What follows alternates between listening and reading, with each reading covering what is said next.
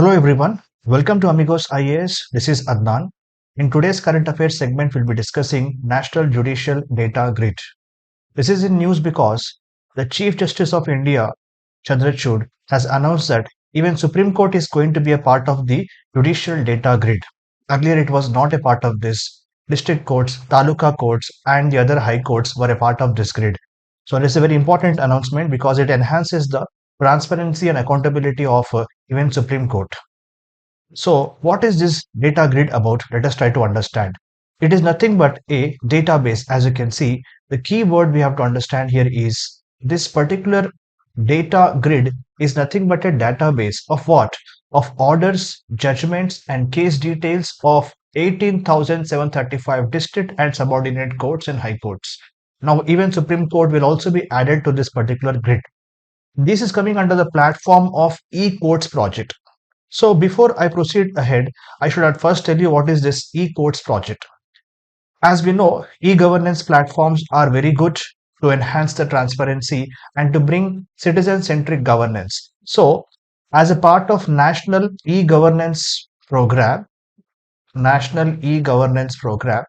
so what we have done is in 2007 or 5, we have brought this eCourts project.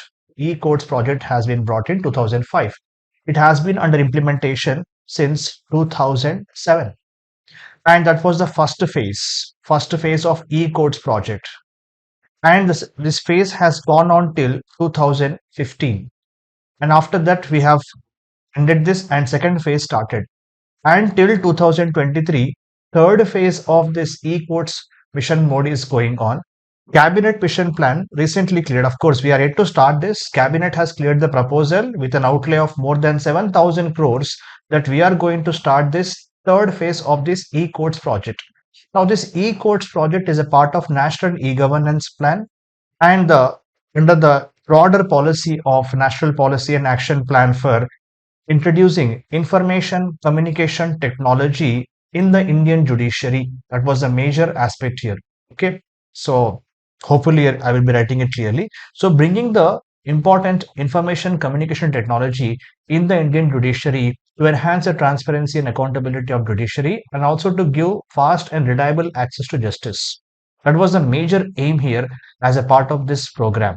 So eCourts project has been brought, and eCourts project is funded by Department of Justice in the Ministry of Law and Justice.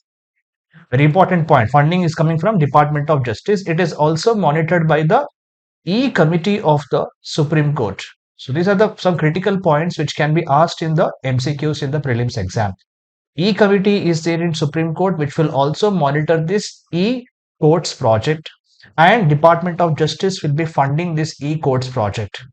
So far, 2 phases have been completed. We are going to the third phase very soon. And it is coming under which ministry? Ministry of Law and Justice and Department of Justice funds. So please keep these important points in your mind, because as a part of this project itself, we have brought this National Judicial Data Grid. This data grid has been constituted in 2020. District courts, taluka courts, high courts were a part of this. Now Supreme Court is going to be a part of this data grid.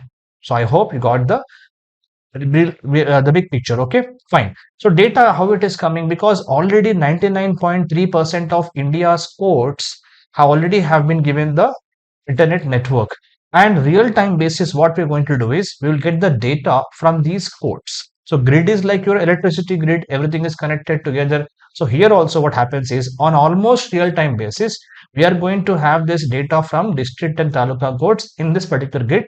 It provides data related to what? Proceedings, decisions of all computerized courts of the country, which is more than 99%. All high courts have also joined this grid. Just now we have discussed this point. What is the main point here? Easy access facility to the litigant public. That means already we have to understand some important points here. The preamble of the Indian Constitution gives an important goal. What is that goal? Justice, social, political, and economical justice. Similarly, Article 38 of the Constitution of India also talks about states should secure a social order, and states should also promote or provide justice, social, economic, and political. Article 39A Article 39A talks about providing free legal aid to the poor, giving proper access to justice. That is an important goal. Justice is a very important attribute of any state. As a part of that, we have to make sure that the state should provide justice in a time-bound, reliable manner. Citizen-centric manner also has to be provided. For that project, Indian government has been doing several projects. So anyone can access this case-related information regarding the institution, starting of the case, pendency of the case, disposal of cases, types of different cases are there, year-wise breakup. That means entire data is stored in this particular grid. Anybody can access it. Okay, Supreme Court previously was not there. And what is the importance of this? Generally, ease of doing business is an important parameter for any country because they want to attract investment. So World Bank announces ease of doing business. So they also have commended and appreciated this particular data grid. Why? Because this will be giving some speedy disposal of cases. Fine. It facilitates contract enforcement. Generally, there will be disputes in contracts between various companies, between investor and states. So to resolve those disputes, we are getting the right data at the right time, and also transparency will be there, so everybody will be knowing why this particular case is held up. So for that reason, it improves the transparency. That's why World Bank also has commended. And once we know why a case is pending, that means we will be able to solve that case also quickly. And if you solve the case quickly, that means it will be facilitating the disputes quite faster, and investors also will get confidence to invest in the country. That is a simple logic here. Fine. So it improves the business environment. For example, India's ease of doing business rankings, India has improved a lot. And as per 2022 World Bank report, India's rank is 63 in the ease of doing business. It was more than 100 in the past, but now we are coming to lesser and lesser rank. So it is very good initiative here. Fine. And this is just one screenshot of how this data grid actually looks. So just for your information, students, just you can just watch this. Nothing much to explain in this. It talks about pendency of cases and all that, how many cases have been solved. So more than 23 crores of cases have been listed so far in this data grid. Okay, what are the advantages for the main answers? Of course, it is a monitoring tool because we will know the pendency of cases. Just now we discussed this point, because you will be knowing exactly which court in India has how many number of pending cases and for what reasons also. Timely inputs for making policy decisions to reduce delays in disposing of cases and helps in reducing case pendency. Sometimes, for example, if there are so many cases coming for a particular law, if one law has been challenged several times in some of the states, okay, if one law has been challenged, I'm sorry, not able to write properly here. Wait. Yeah, now it is clear. So if one law is inviting so many litigations and so many cases, then we will be knowing, okay, so we need to tackle this aspect of the law. So policy decisions are taken by the government, and those policies are challenged in the courts by the people. And if many challenges are coming against a particular law, government will be able to redress that particular law or try to make sufficient changes in that law. It is a very essential aspect here, students. Fine. So facilitates better monitoring of court performance, systemic bottlenecks. For example, if there are so many cases pending in a particular court, maybe there are some judicial vacancies in that particular court. So we will be knowing, okay, because there are vacancies more in this particular case in this court, we will be have to appoint extra additional judges. Fine. So it means it's a very efficient resource management tool here. And to track cases regarding land disputes, which are the most, a number of disputes are more in land record data of 26 states have been linked with this particular data grid. So you can be easily try to understand the various legal disputes pertaining to land in different states. And you can have some important common points about how to solve those cases. Very important. Okay. And the inclusion of features specifying the reasons for delay. That means, as you can see here, the reasons for delay are also have been included in this particular data grid.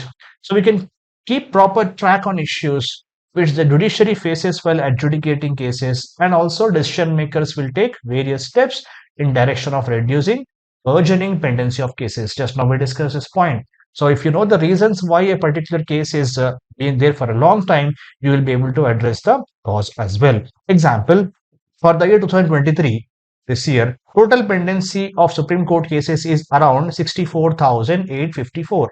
But the cases in the last month 5,412 cases were there, and number of cases disposed are 5,033. Which shows what? That means we are solving the cases in time as of now. That means the older cases are still remaining pending. That is what we understand by this example here. Fine. Pendency is largely due to legacy, the old cases, since the court is disposing the cases approximately the same number as they are filed annually. Number of cases filed, number of cases disposed are almost same now. It shows what older cases are very high. So we have to now go and spend some time to resolve the older cases. How we will know this? By data, by reasons. So it is one of the important aspects of this particular eCourts project, which is now implementing National Judicial Data Grid. So very good tool, students, because judicial, every state is known by the justice it maintains. And we have to always provide justice in a time-bound, efficient, reliable manner. And the process should be citizen-centric as well. That is why even the Prime Minister also tweeted by saying that this process of Supreme Court acquiring or accepting to be a part of this grid is very welcome step because it enhances the transparency and accountability of judiciary. So that's it in this particular class. So let me just read this question for you, an exercise for you. Please post your answer in the comment box. I'll read the question. Consider the following statements regarding Indian judiciary. The eCourts project, a pivotal component of National E-Governance Plan, was launched in 2020.